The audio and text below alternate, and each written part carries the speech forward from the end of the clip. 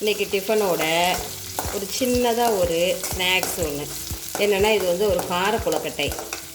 இது வந்து என் பையனுக்கு ரொம்ப பிடிக்கும். பிரபு, என்னோடய பையன் வந்து நேம் வந்து பிரபு அப்படி சொல்லிட்டா தான் நம்ம பிரபுக்குன்னு சொல்கிறப்போ உங்களுக்கும் தெரியும். பிரபுக்கு வந்து இது வந்து ரொம்ப லைக் பண்ணுவான். அந்த கொழுக்கட்டை வந்து அவனுக்கு ரொம்ப பிடிக்கும், கார கொழுக்கட்டைங்கிறது. அவனுக்காக டிஃபனோடு சேர்த்து இது ஒரு சின்ன ஒரு ஸ்நாக்ஸு. அது இதெல்லாம் கடையில் உள்ள ஸ்நாக்ஸு அதெல்லாம் சாப்பிட்டா ஒபிசிட்டி நிறைய வெயிட் போட்டுருது வைக்குது அப்படின்னு சொல்லிட்டு இப்படி வந்து குழந்தைங்களுக்கு வந்து நம்ம ஒரு ஆரோக்கியமாக உள்ளதை நம்ம வீட்டில் உள்ளதே வச்சு கொஞ்சம் பண்ணி கொடுத்தாச்சுன்னா கொஞ்சம் நல்லாயிருக்கும் இல்லையா? அதுக்காக சின்ன வேலை இடையில, அதனால் கொஞ்சம் டைம் ஆகிடுச்சு.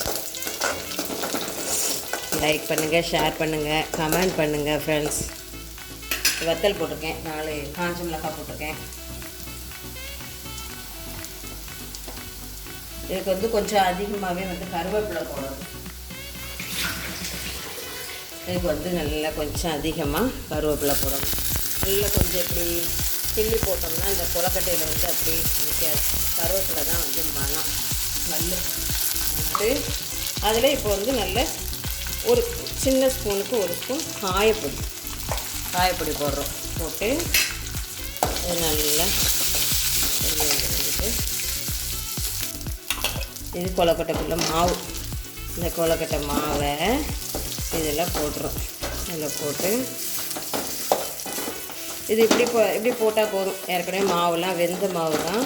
இது இப்படி போட்டு இது நல்லா கொஞ்சம் சூடு ஆறுனதுக்கப்புறம் நல்லா பிசைஞ்சு அப்புறம் பிடிச்சு வச்சுட்டு உங்கள்கிட்ட காமிக்கிறேன். அது வந்து மாவு வந்து இது வந்து புழுங்கரிசி இருக்குது பார்த்திங்களா? புழுங்கரிசியை அரைச்சி நல்லா கொஞ்சம் புழுங்கரிசியை அரைச்சிக்கணும். பச்சரிசி மாவு அந்த மாவுலாம் வேணாம். புழுங்கரிசியை வந்து நல்லா அரைச்சி ஊற வச்சு 1 டம்ளர் அரிசி எடுத்து நிறைய ஆட்கள் இருந்தால் கூட கொஞ்சம் போட்டுக்கோங்க.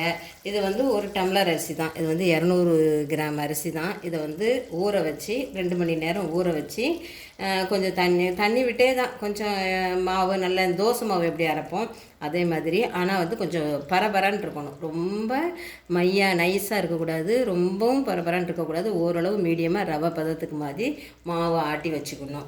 அரைச்சின்னா மிக்சியில் உள்ளதையும் அரைச்சின்னு சொல்கிறாங்க.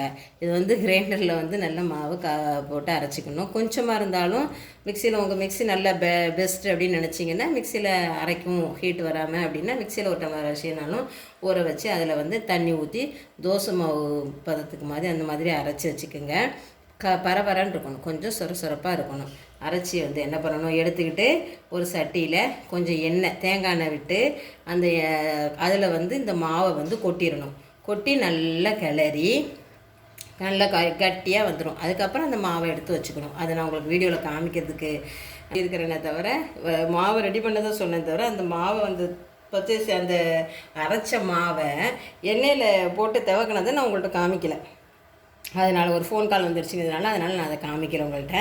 அந்த மாதிரி மாவை வந்து இந்த எண்ணெயில் போட்டு நல்லா பெரட்ட நல்லா கெட்டியாக வந்துட்டுருக்கும். அது உங்களுக்கு இந்த கொழுக்கட்டை பிடிச்சிருந்துச்சுன்னா, இது டவுட் இருந்துச்சுன்னா இன்னொரு தடவை கமெண்ட்டில் சொல்லுங்கள். நான் அதை வந்து ஆட்டி உங்களுக்கு ஃபஸ்ட்லேருந்து அது ஒரு வீடியோவாக காமிக்கிறேன். இப்போ மாவாட்டி வச்சுட்டு தாளித்ததெல்லாம் உங்கள்கிட்ட காமித்தேன். அந்த தாளித்ததுக்கப்புறம் எப்படி பிடிச்சி வச்சுருக்கிறேன் அப்படிங்கிறத வந்து காமிக்கிறேன். பாருங்கள் எப்படி இது நல்லா ஒவ்வொரு இதே மாதிரி தான் ஒவ்வொரு வெரைட்டிஸாக வச்சு இப்படி பிடிச்சி வச்சுருக்கேன். இதை நல்லா அவிஞ்சதுக்கப்புறம் ஈவினிங் டைமில் ஒரு டீயோடு சேர்த்து சாப்பிட்றதுக்கு ரொம்ப சூப்பராக இருக்கும். யாருங்க கெஸ்ட்டு வந்துட்டாங்கன்னா டக்குன்னு பண்ணி கொடுக்கறதுக்கு நல்லாயிருக்கும். வித்தியாசமாக ஒரு கொழுக்கட்டையை செஞ்சு அசத்துவோமே நம்ம. வாங்க ஃப்ரெண்ட்ஸ்.